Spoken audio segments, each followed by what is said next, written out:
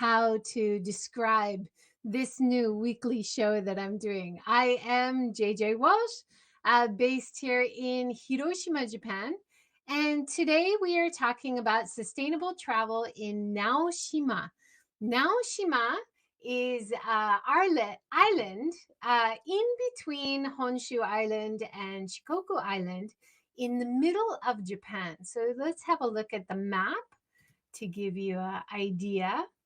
So here we can see Honshu Island on the top, Shikoku Island on the bottom. And I'm going to zoom in so you can see Naoshima. It's really near Okayama. So most people will travel by train to Okayama and then travel to Uno Port and then a short ferry over to Naoshima Island. Last week, Tuesday, on this travel show, I was talking about Teshima Island.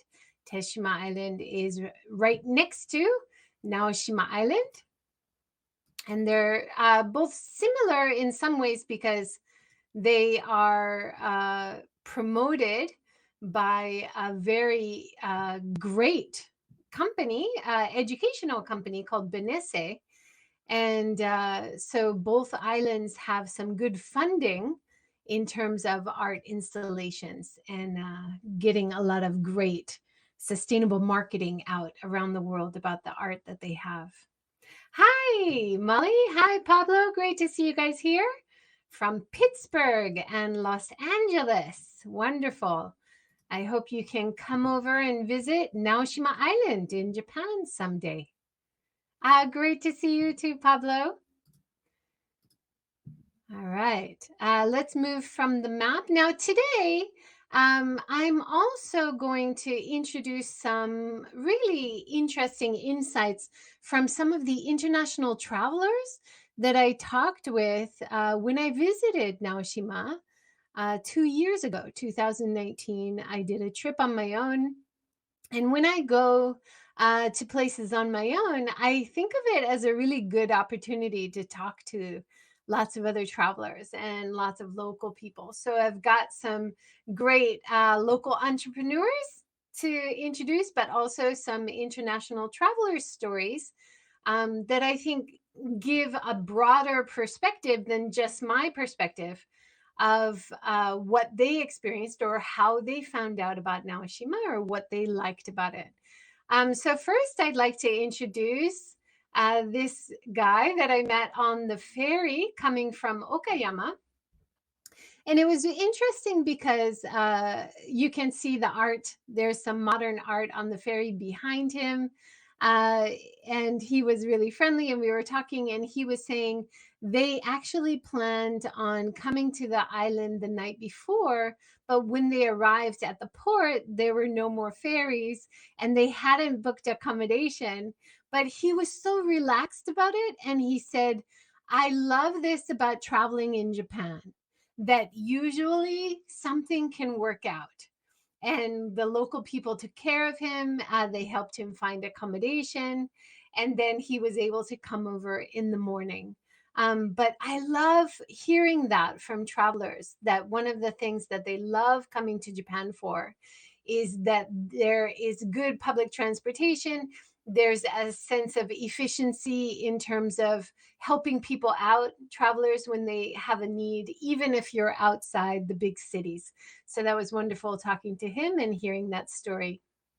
When I arrived at the port, I had a chance to talk with a woman. Hello. Where are you from? Austria.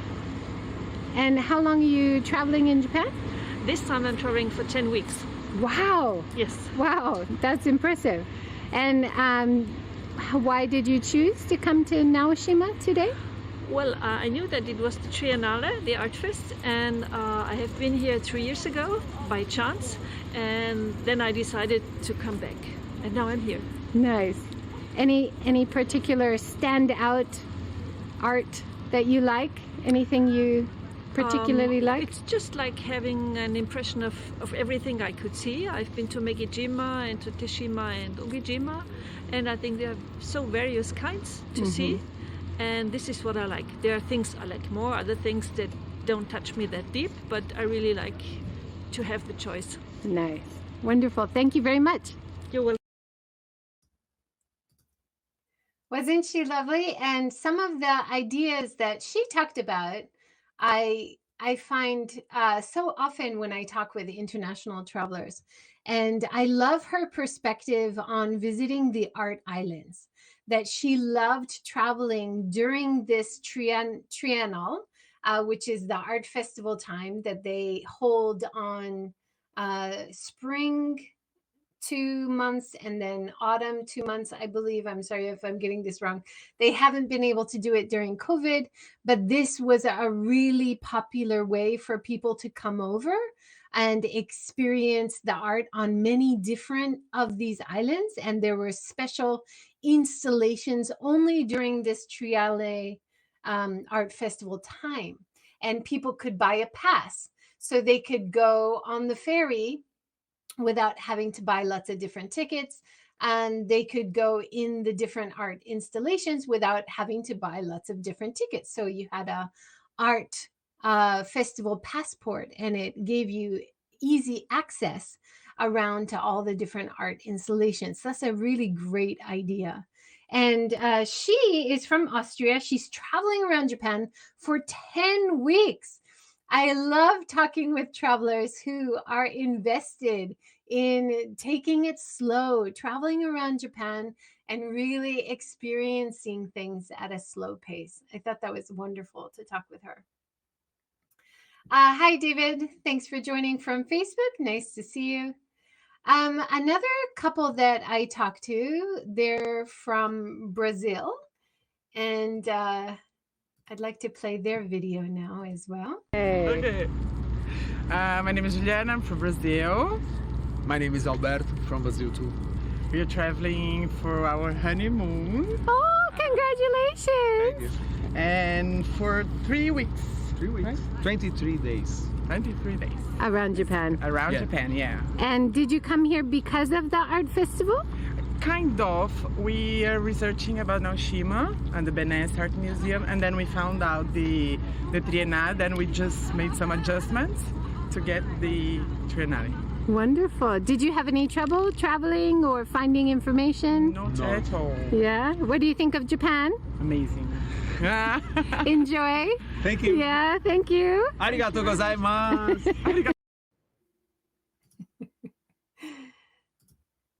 It's so lovely to meet them, and we ended up renting bicycles together soon after. But they were traveling on their honeymoon, and very typical of international travelers when they travel in Japan, they were hearing about different events or different festivals or different things to see from locals or from other travelers, and they were changing their plans along the way, especially if they had a decent amount of time. So they had 21 days. So when they came, they didn't have all their plans set in stone. And I think this is a big hurdle for a lot of destination managers in tourism in Japan. They don't realize that a lot of inbound visitors often change their plans once they arrive.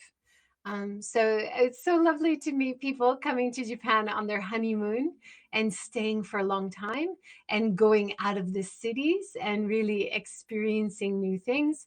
It was fantastic talking with them. I also talked with a family on the ferry, and they were talking about how fun it is, even with a small child, traveling to the islands, because a lot of the exhibits are outside, so they could be next to the beach and they could see, for example, the famous pumpkins. You saw the pumpkin at the ferry port, and there's another pumpkin at another area of Naoshima Island, and they're both by Yayoi Kusama, a famous modern artist from Japan who became very popular in the time of Andy Warhol, and actually hung out with Andy Warhol in New York and became quite famous in America first, and then came back to Japan and was more accepted in Japan. But you can see her beautiful, huge giant polka dot pumpkins. On Naoshima Island, there's actually two, one red, one yellow. The one along the beach there is probably the most famous one. You can see people lining up to catch a glimpse of it and to take their picture in front of it. Unfortunately, in a recent typhoon, it came off of the pier and it was floating in the island, but I believe they have repaired it and put it back. So if you do visit sometime soon, don't worry, it is back and you can see it again. Now, there are some issues if you are trying to go inside some of the art installations. It is difficult if you have a wheelchair or a stroller. Some of them are accessible, some of them are a little bit difficult. So having a look at the official Art Benesse website, it details in English very clearly which you would have access issues and which are easy to access. So that's another really important point about how Benesse has been able to support sustainable tourism on this island, to have such good, clear communication to the international visitor as well as to the Japanese visitor. So like last week, I mentioned about going to Teshima Island, the other art island nearby, also mostly organized by Benesse. And I was talking about forced mindfulness. And that is certainly an issue also on Naoshima Island. There are some places you're not allowed to take pictures or to use your phone or social media while you're inside. But it forces you to be mindful of where you are and experience it even more. So let me just show the Benesse official website here. Now, actually, I didn't go to all of the famous official Benesse museums on Naoshima Island. So I look forward to going back and going to these official ones next time. The Chichu Art Museum, the Benesse House Museum, Li Ufan Museum, Art House Project, Ando Museum, Mia Noda Gallery, Naoshima Bath, and Naoshima Plan, the water. So this is all on the website, Benesse, BENESSE -art site, ARTSITE.jp/EN if you want English. And so I went to some of these installations, but not the most famous one. At the official Benesse Art Museum, I believe, the Chichu Art Museum, they have a beautiful Monet on display there, Claude Monet, and they have other famous artists and architects' work on display. And they actually have a pond outside, which looks like a Claude Monet painting, which is really gorgeous idea. So I'm really looking forward to going back and experiencing the most famous installations on the island as well. Now, another traveler I talked to at the port, she was also in front of this Sanaa bike. It's a bicycle stand and art installation. So it's a functional art piece. And people park their bikes here at the port. And I thought that was really interesting. And she was talking about her favorite art. She's an architecture student, and she really appreciated the Japanese architecture the most. So let's listen to what she has to say.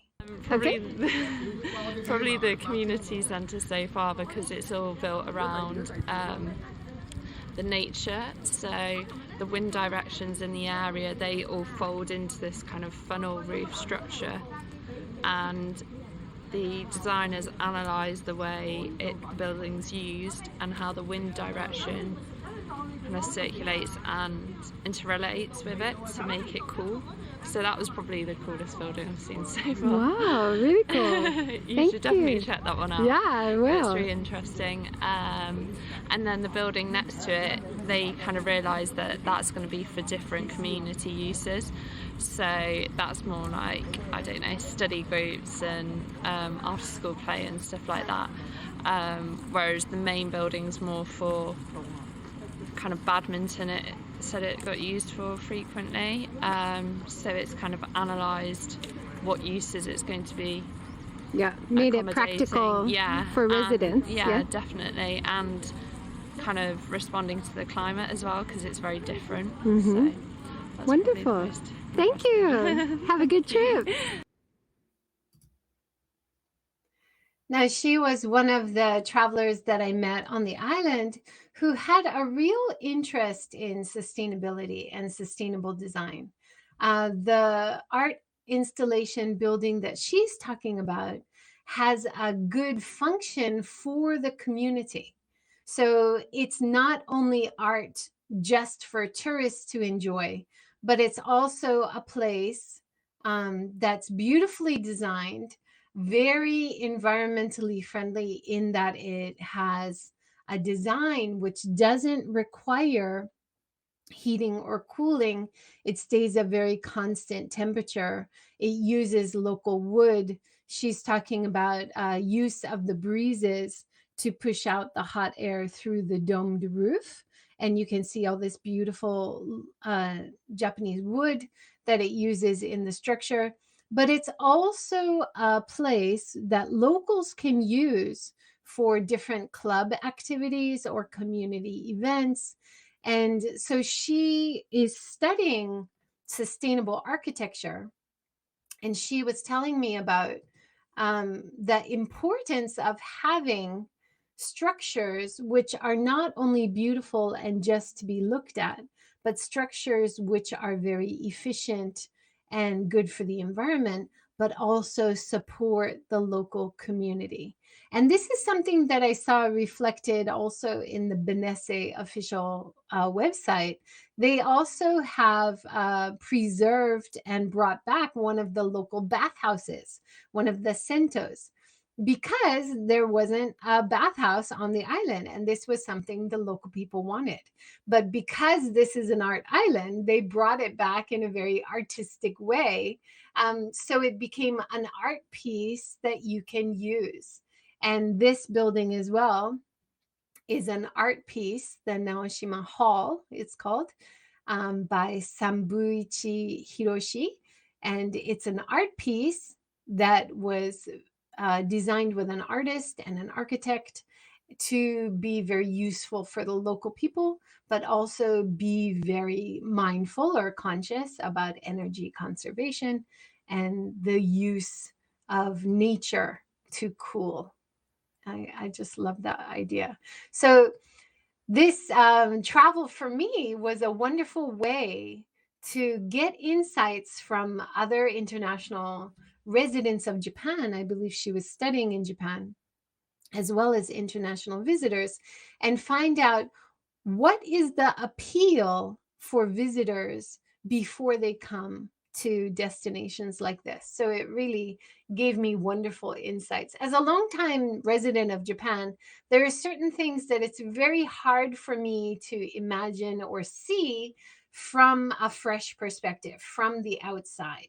So taking the time, making the effort to talk to so many people on this trip was a real wonderful way for me to get those outside fresh insights.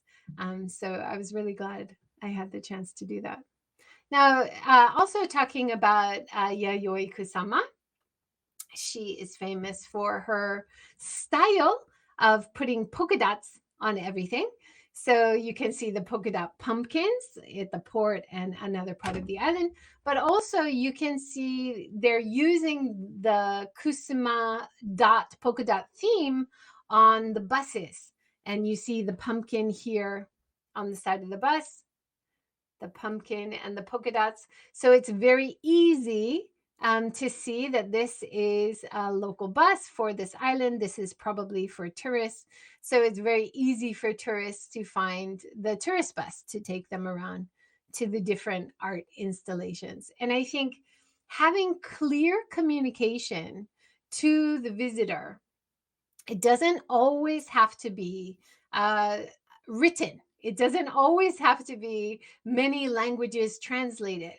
It can be as simple as using a local theme that everybody knows or attaches to this island, like the polka dots, and people will immediately recognize that is connected to the island for travel and tourism.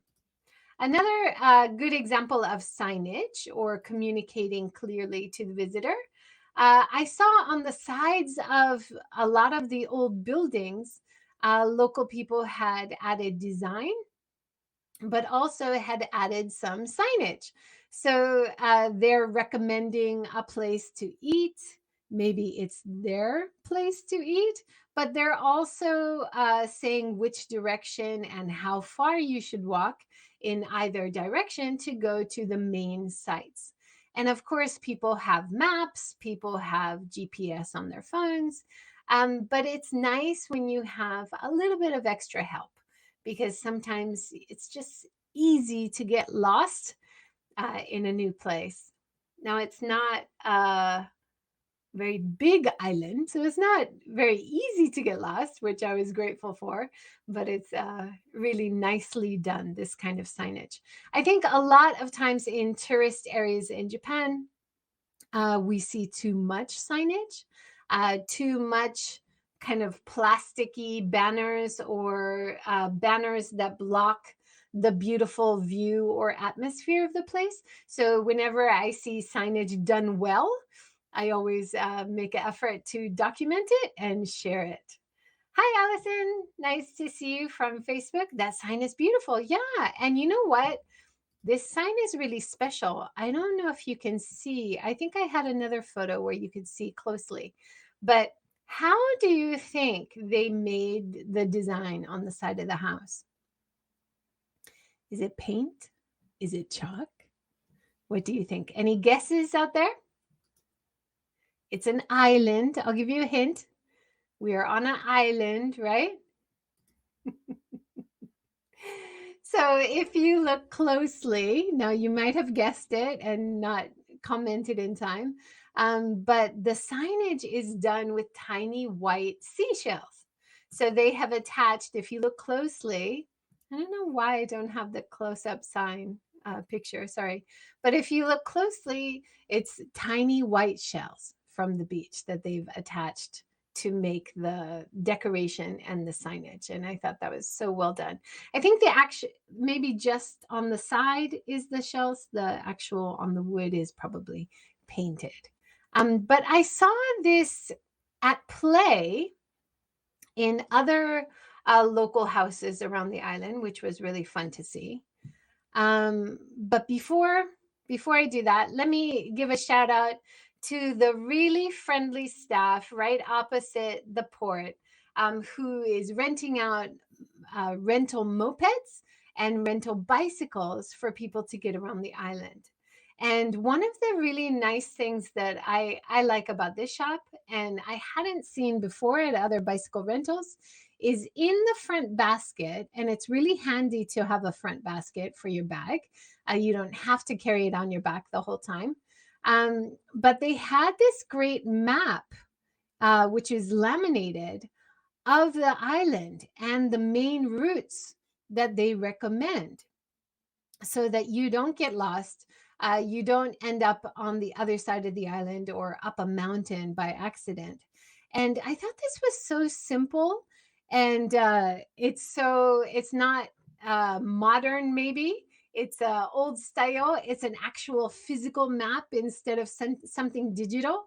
But in case somebody's not using GPS navigation, or in case someone's phone battery dies, This is really handy to have it connected to the basket so it's always on the bike. And then it probably makes it easier for people to see which bicycles are also tourist bikes, right? Yeah, really cool. So the staff also were super friendly renting out the bicycles. We had to wait a bit. When I visited in May of 2019, it was right during the Art Triennale. So it was kind of the busiest time of year. It was really beautiful weather. There were a lot of local Japanese domestic travelers as well as international travelers there. Naoshima, I think, has become kind of the central hub of this Triennale festival. It's busy even outside of the festival time. So a lot of the famous museums or other places you have to book in advance, or when you arrive at this port, which we can see behind the rental bike staff. On the whiteboard, they tell you which museums have spaces available throughout the day, and you can book it online or you can book it from that information center. And this is a good strategy for staggering visitors out. Now, when I arrived, I decided, because it was so busy when I went, that I wasn't going to try for any of the big museums and big sites. But if I go at a time when it's not the festival or not so busy, I will definitely want to go to those big art galleries and big sites. Yeah, so they've got a good strategy for how to stagger crowds. And I think as we go back into future travel, it's more and more important to think about how we can stagger crowds, not only for safety from COVID, but for the experience of visiting an art gallery or installation and being able to take it in and appreciate it and be mindful, right? All right, let's go now. We talked about the port. We talked about the rental bikes. And also, not so far from the port, I had a chance to talk with these two Taiwanese visitors, and both of them are architect students. And they told me that since it was introduced about the art festival 3 years prior in Taiwan on Taiwanese media, that they had started thinking about coming to the islands for a few years before they actually booked and came. And their trip, they were staying for a week. So their main focus was coming to the festival, and then they were going to visit some of the cities where they flew in and out of. And I thought this was really interesting to get their point of view. And I met so many people who were artists or architects who were particularly interested in coming to the island.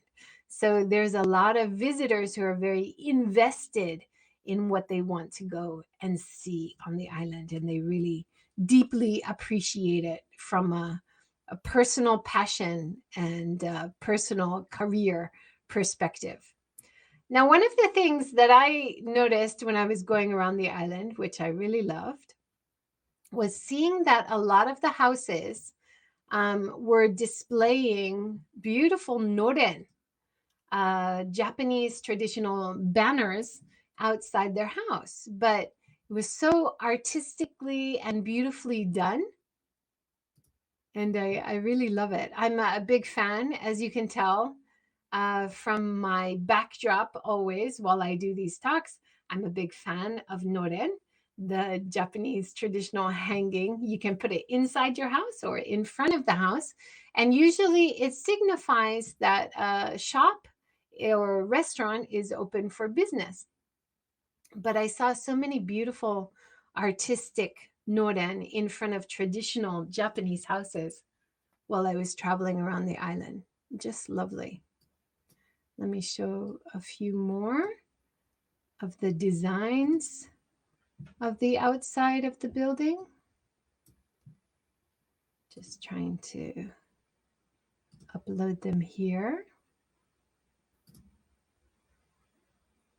We seem to have a little pause happening. Okay, here we go. Here's another one. Isn't this beautiful? In front of a normal traditional wooden house, but this beautiful modern art, kind of like a mosaic tile style of Noren. And then here, also similar to the decoration with shells, there's like a leaf decoration on the side of the wooden building. There's so many gorgeous examples. Let me see, there's one more. You can see here. It's a really nice Noren. It's like the sun to moon theme in front of a traditional Japanese house. And the traditional Japanese houses is something that I notice is featured in the artwork supported by Benesse. So if you look at the Benesse art house projects, there's a variety of art house projects which are reusing old houses, remodeling them, restoring them, and putting art inside. Now, this one was an old like supermarket or farmer's market, grocery store, and they kept the original structure and they added big windows in the front and put art inside, and it acts as a kind of lounge and information center. You can also get local souvenirs here. I was hoping that they kept some of the local vegetables and fruit for sale. That would be a nice addition if they could bring back the function for the local community of having local foods for sale. That would be wonderful to see. There's also Kadoya. This was art project, the first of the art projects from the old traditional buildings, the remodel. I didn't have a chance to go inside that one. I went inside this one. It was really impressive. It's called Minami-dera and designed by Tadao Ando and James Terrell. James Terrell, I believe, is a artist from America. The vicinity was once home to 5 temples and shrines, as well as the ruins of a castle, making it the center of history and culture in Naoshima. The name Minami-dera literally means southern temple. It seeks to preserve the idea that temples which once stood here were emotional support for the people. Now, this was a really interesting art installation, and I had the chance to talk to quite a few visitors who were waiting outside. So as a way to do crowd control, but also preserve the really good experience of this very popular art installation. You have to go as soon as you arrive to the area and get a time ticket, and then you can come back and wait in line when it's your time. And then when you go in, they only take small groups in at a time. And I can't give away all the secrets, but it's an old style building without windows on the outside. Beautiful wood is used, but it's very nondescript. And when you go inside, this is one of the art installations on the island where I was so appreciative and grateful that they have trained their staff so well. So it reminded me that one of the really important aspects of successful tourism, especially somewhere where you need to educate the consumer, educate the visitor in terms of helping them experience the service or product in the best way, you need good training of your staff. And this was one such place. The staff were trained really well to keep us quiet and to get us ready to fully appreciate the experience. And I won't give it away. It was very impressive. It's somewhere that you should definitely visit and experience for yourself. But just, it's a reminder as someone working in tourism that you cannot underestimate the value of training your staff well and getting staff who love what they do. And there's so many elements of sustainable tourism in taking care of your own staff, as well as the customer, as well as the community, right? All right. And I met this Australian group when I was outside, and they were really friendly. And they were talking about how much they love staying on Naoshima and traveling around the islands. Now, Benesse has some very nice accommodation. It's a little bit expensive, but very high quality. And you can stay and eat and enjoy the art while you're staying there. There's certain things only people staying there can appreciate and see. But yeah, so they really enjoyed staying on the islands. And I noticed his t-shirt, and I did some research and found out that the t-shirt that he was wearing is connected to a very sustainable business in Australia, which is using ocean plastics to create new products. So that was nice for me once I was going through the photos after I came back to then find out about a new company in Australia, which is very sustainability focused. Now, this isn't something he mentioned when we were talking, but when I was looking back at the photos and I noticed the brand, I was able to research and find out about this interesting company. And I think this is another example of how branding as a local business can be a great way of promoting the good work you're doing, even without talking about it, right? So I always suggest to hotels, for example, or guide services or travel services, that it's a good idea to have a sustainable product. So, for example, a refillable water bottle that has your hotel brand on it, or has your travel agency brand on it, or has your rental bicycle brand on it. And as people are using it around the island, to reduce waste by refilling their bottle, they're promoting your brand. People notice the brand. Maybe there's a great logo that's easy for them to find online. So it's a great way to improve the branding of your business without having to say anything, by giving sustainable products that people notice.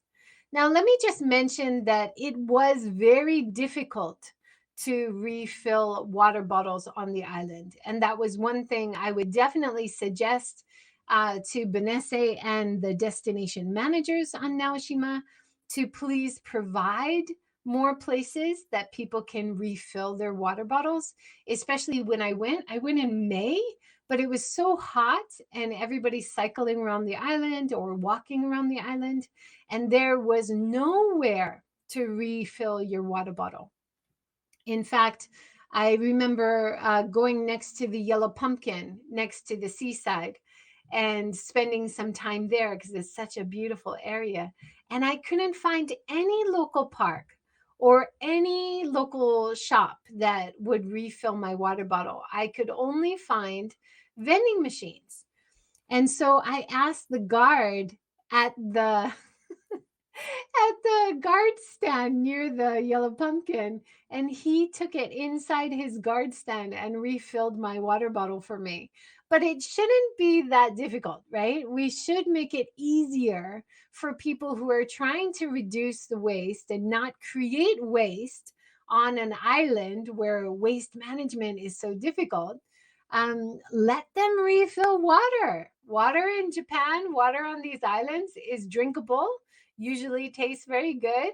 You could offer filtered water if you want to add a little bit of higher quality water, but let's make it possible for people to refill their own containers. Please, please, please.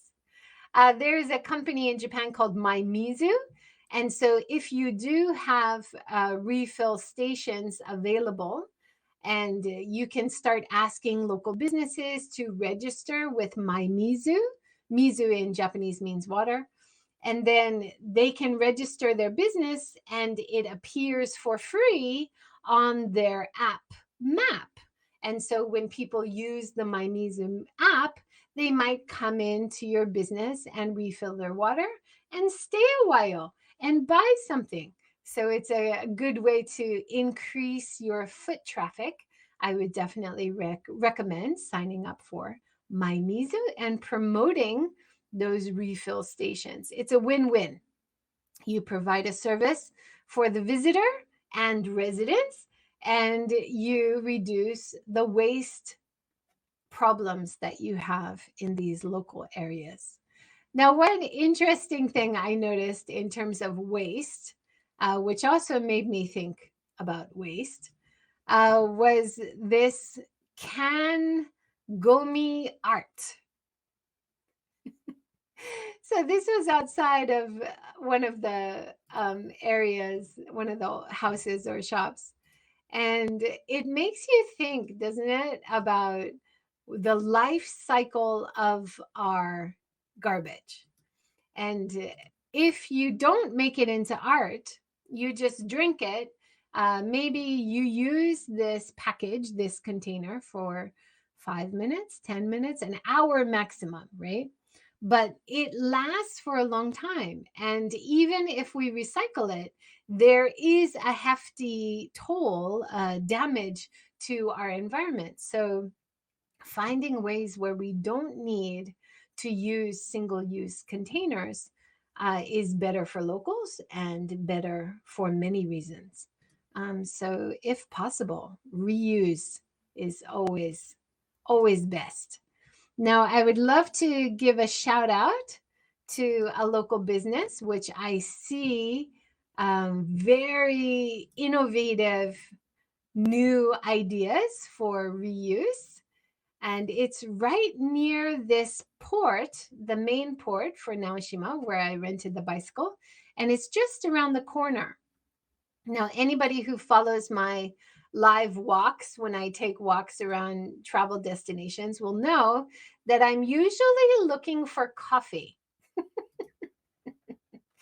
I'm a bit of a coffee addict, especially if I'm traveling to a destination and I want to be super energetic and see everything that I can see and really enjoy my time there. So, one of the places that this very friendly and very kind and very helpful bike staff was telling me was not open. But fortunately, right next to it was a very cool coffee shop, which I would like to recommend, called AKAITO, AKAITO Coffee.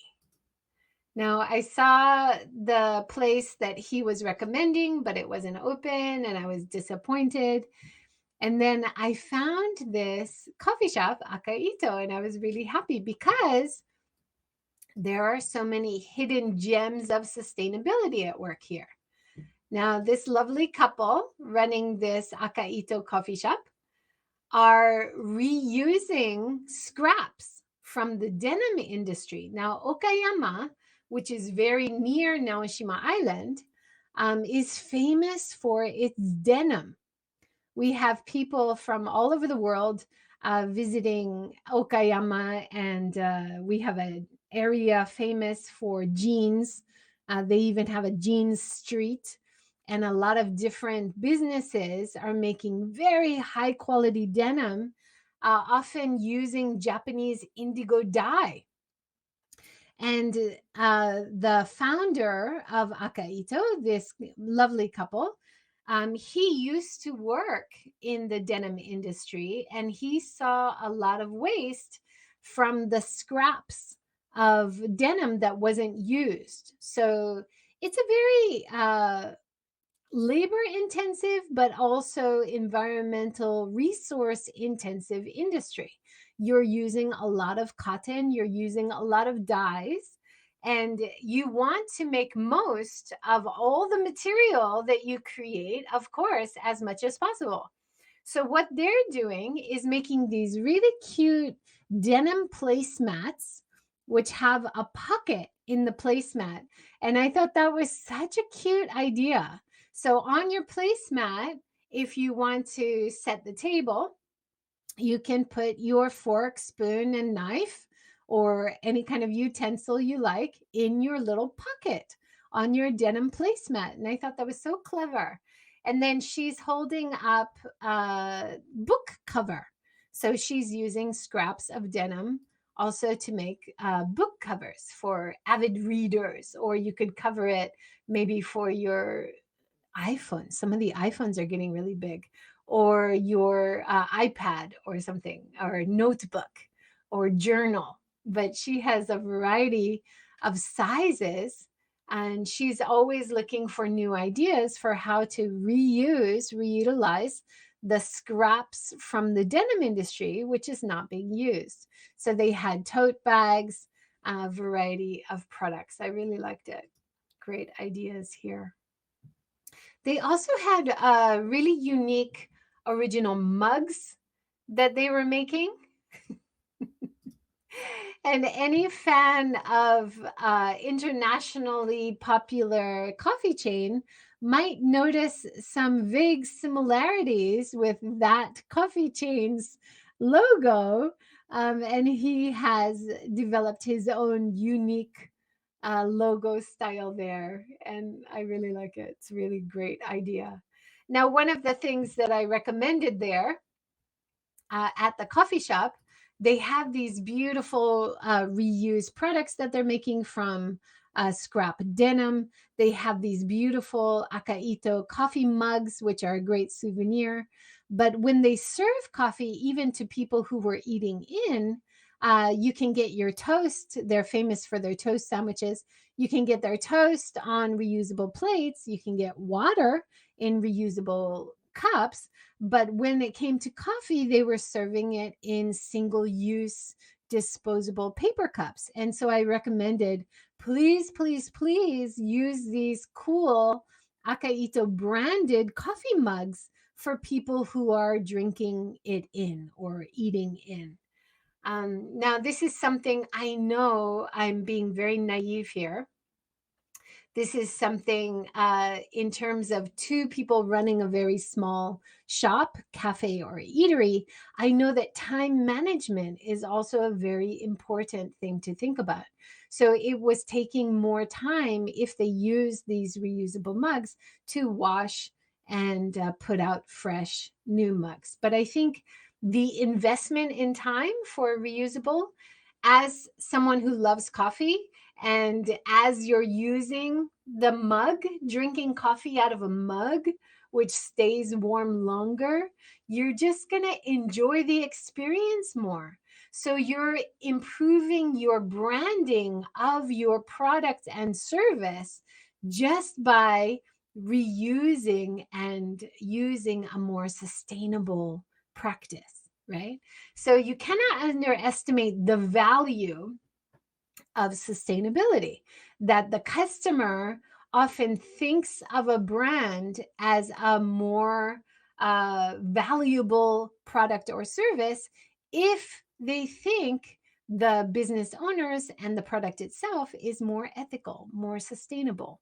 We've seen this in a lot of scientific studies and research happening in tourism and business. So it's definitely worth the investment to serve things in reusable containers, to practice what we all are looking for and create less waste, to walk the walk as well as talk the talk. Barbara, thanks for joining. When I last went to Naoshima, I was told that the art projects in and actually didn't bring any additional sustainable or not business to the local community, which more or less lives around the shipyard business, but attracted mostly outsiders to bring in ideas and business for tourists visiting. And the community is quite divided between islanders and other residents or commuters. That coffee shop too told me they were not from the island. Is that still true? Very good insights there, Barbara. Thank you very much. Yeah, this comes up a lot. Some of the people in Kamikatsu also asked me that. What do you think of creating people, place, planet in terms of the sustainability 3 pillars?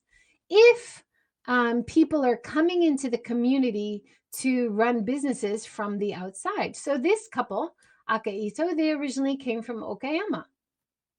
I would consider them being there, running a business, trying to generate income for the island. They pay taxes, they spend money locally. I think that's a win. That's a very good thing for the local community. There's always going to be a push and pull between original locals and new locals, new businesses and old businesses. That's just human nature. We are very territorial, right?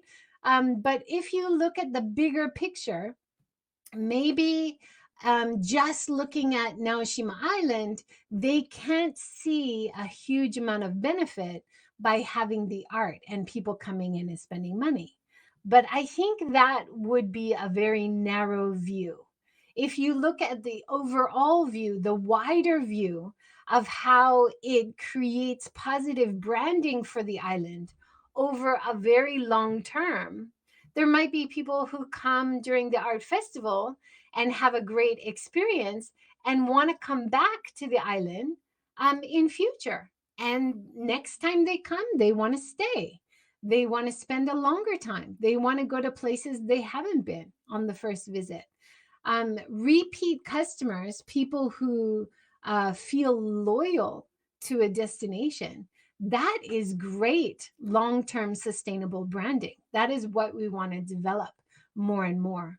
If we're thinking of tourism branding just for the short term, just for getting a huge amount of visitors who come just for a day and spend a huge amount of money, that's actually going to put a lot of pressure on the local infrastructure, on crowding, on a lot of things we don't want. So I think what Benesse is doing by staggering crowds, by having a wide area, even across different islands of different art installations, by getting international students and university students from across Japan to come and take over houses and offer their own version of different creative art projects. There's so much knock-on benefits and cascading effects from doing these art projects that I think it definitely has a very positive effect. I believe that. I don't have any hard data to share with you right now, but I'm convinced that that is definitely the case. This was another group that I met. So the couple on the left, Japan and America, living in Japan, and they were going around these art installations and doing different activities on Naoshima together with some of their friends who were visiting from Europe. And I wanted to point this out because this is really important part of sustainable branding, which I think a lot of destination managers and people working in tourism in Japan, they forget how valuable the international residents are. And if we can get the international residents to feel engaged and loyal to what we are offering as in tourism in terms of products and services, then there is huge long-term benefit for what those international residents are going to introduce to international visitors that they know and they reach out to. And I think this is another thing that's very hard to document with hard data. But in a lot of interviews that I do with visitors and locals, this is what I hear again and again. Having local international residents in Japan who become tourism ambassadors for certain areas is so valuable. So forget about paying $1 million to these influencers who have a huge following on social media, but they're not living in Japan. What you want to do is invest in getting local residents who know your destination and who are invested in how good your product or service is. Those are the people you want to get on board and hire them or find other ways to keep them interested and incentivized, and it will definitely pay off over the long term. One other thing I want to mention, I think I briefly mentioned this about at the port, the bicycle place, which at first I thought was quite, I'm not sure about that. And then once I looked at it and saw that it was functional, I had a very different impression. And I saw this over and over, especially for the outside installations. So I want to show one of them here. So if I look at the art installations from one angle and then look from another angle, the impression was completely different. So at first I went around to one side of the art installation and I looked at it and I thought, yeah, okay, it's a little interesting. And then I went around the other side of it and looked out to sea, and my impression was completely 100% different.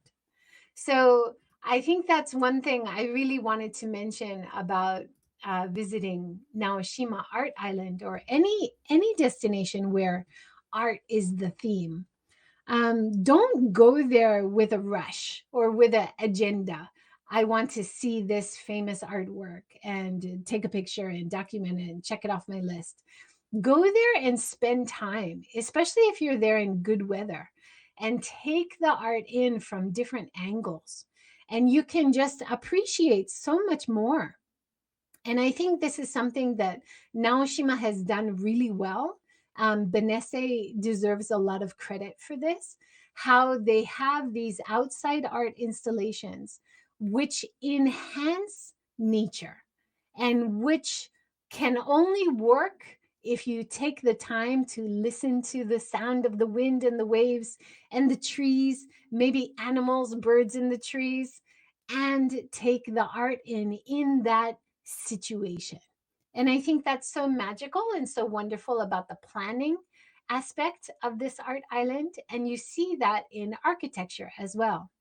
And isn't that one of my favorite things about traveling in Japan anywhere?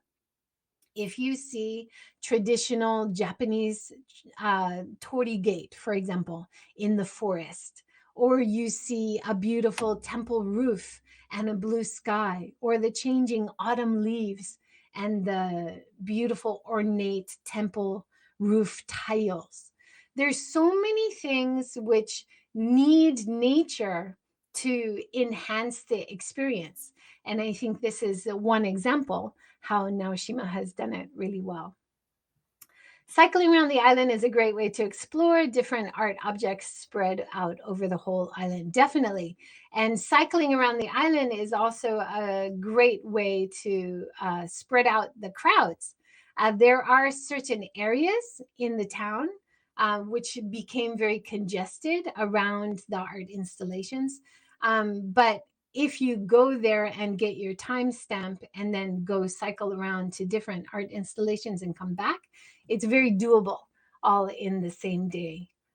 So I would definitely recommend taking your time, spending at least one day, if not 2 days, traveling to and from the island or staying on the island and taking in some of the nearby islands as well. I don't have time to talk about all the cute nuances of some of the smaller islands, especially during the art festival time. But Naoshima has art on display outside and inside, basically any time of year. So it's a good, stable one to recommend. It also has good accommodation on the island, good restaurants and businesses. So consistent services. Hi, Chris. Thanks for that. I appreciate it. Hi, Molly. Nice to see you. And here's another piece of art outside at one of the installations. And it's free, of course, to wander around. You don't need a ticket. And this was one when I saw it from one angle, I wasn't that impressed. But seeing it at a certain angle where you can see the view of the nearby islands and the sea and nature, the shadows, sunlight, how it changes over time. There's so many things you can appreciate if you take time, which are very difficult to appreciate if you're rushing around. And like I mentioned before, even the other art on the island, the local people putting out colorful, beautiful, artistic noren hangings in front of their house or decorating the side of their house. There's so much to appreciate in terms of going to an art island. You're primed to experience art. So pretty much everything you see looks artistic. I love that. Are there places to stay on the island that aren't too expensive? Yes, I would say there are, but there aren't a lot. Most of the top accommodation is a little bit expensive, but it's very high quality. It's not hard to get there by ferry from Okayama, so there's a lot of choices for places to stay in Okayama, and you could travel there quite easily. Even in the Uno port area, there's not many places to stay, but it's not too far from Kurahashi, which is one of the more touristy, beautiful towns in Okayama, not too far away. You could also visit Jean Street. We mentioned denim. So there's a few areas of Okayama which are worth visiting, which are really near the port and art island Naoshima. Molly says, reminds me of lace. Yeah, right? It's made of metal, and all the materials used are so interesting. Why did they choose to use concrete and glass? Why did they use metal? Like thinking about the feeling of the different materials is also an important part of experiencing art on this island for sure. Sorry, I meant to bring that up. So Molly says, this looks like lace. Yeah. And again, with the circular theme that Yayoi Kusama is so famous for, right? So that's my hour. Thank you guys for joining. It's wonderful having you as I relive this journey of my time on Naoshima Island 2 years ago.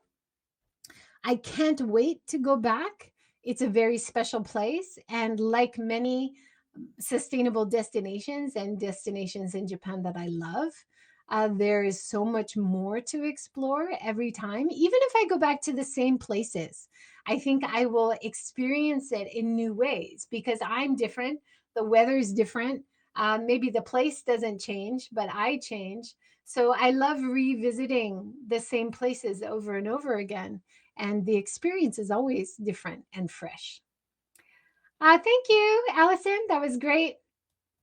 Watch again. Yeah, I sometimes have terrible internet as well. Many people on HAPS can contest. I had trouble yesterday with my live walk at a temple. Thank you so much, Molly. Thank you for a wonderful broadcast. Uno Port, Kurahashi, Okayama, Jean Street. We'll do some research. Wonderful. A very interesting place. Thanks for sharing. Thanks, Chris. Wonderful to have you guys join me while I'm live. I'm doing a talk in a couple weeks to a writers group and trying to talk about how important doing live streaming is in terms of engaging with the audience and taking questions and comments and then adding that to what I'm talking about. And I truly believe that So thank you guys so much for joining and adding your questions and comments. I think it enhances anything that I could possibly say. Have a wonderful day, everyone. Take care. See you next time. Bye.